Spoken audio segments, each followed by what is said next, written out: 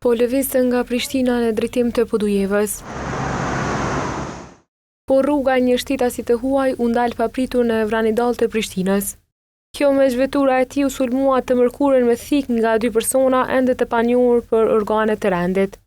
Kjo bëri që shtitasi i huaj të përfundojë me lëndime trupore, kurse i gjithë rasti po hetohet nga policia e Kosovës. Viktima mashkull shtetasi huaj ka raportuar se derisa ka qenë duke udhëtuar me automjetin e tij, është sulmuar me mjet tempret thik nga 2 persona të panjohur. Viktima ka pësuar lëndimin në duar dhe ka marrë tretman mjekësor në QKUK. Është njoftuar prokurori dhe rasti vazhdon të hetohet. TVN ka pyetur edhe në qendrën klinike universitare të Kosovës për gjendjen e viktimës, por të njëjtit nuk kanë kthyer përgjigje të njëjtën.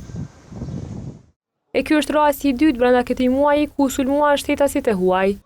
Një rast i ngjashëm ndodhi dhe me 2 korrek në Prishtinë, ku një turiste ju morën para të gatshme dhe një telefon nën kërcënimin e mjeteve të mpreta. Por pavarësisht këtyre rasteve, turistët thonë se ndjehen mjaft të sigurt në Kosovë.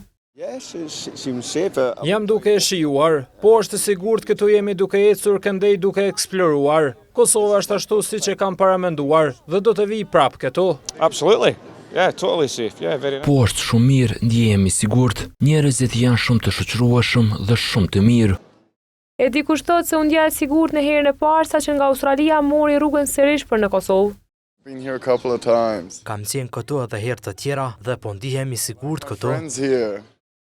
Prishtina po ofron shumë siguri edhe për një tjetër turist nga Skocia. Absolutely.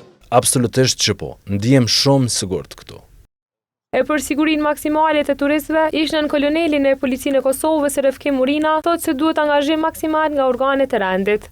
Sulmi ndaj shtetasëve të huaj është i patolerueshëm, për arsye se ato janë të drejtuar jo vetëm ndaj viktimave, po ndaj imazhit të Kosovës, gjithashtu edhe ndaj bizneseve. Prandaj duhet të ndërmerren masa konkrete, hapa konkret nga policia, në mënyrë që të shtohen patrollat në vendet ku ka më tepër turist, të mbikëqyren ata, të identifikohen kryes të këtyre veprave penale dhe të ndërshkohen sa më shpejt që është e mundshëm. Ndryshe, raporti prestigjioz Gallup Global Safety për vitin 2026 e renditi Kosovën si vendin më të sigurt në Evropë dhe të tretën e botë me 94% e qytetarëve që deklaruan se ndihen të sigurt për të ecur vetëm natën.